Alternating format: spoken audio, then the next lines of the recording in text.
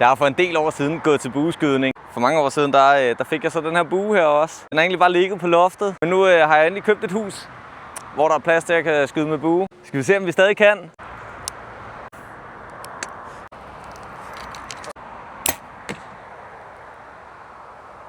Jeg sigtede naturligvis efter midten på krydset her. Jeg ramte herover.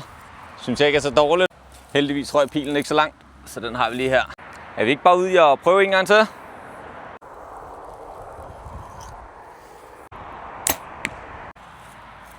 Jeg har sat 10 pile klar her i jorden. Så jeg tænker, at jeg sætter kameraet ned til kassen igen.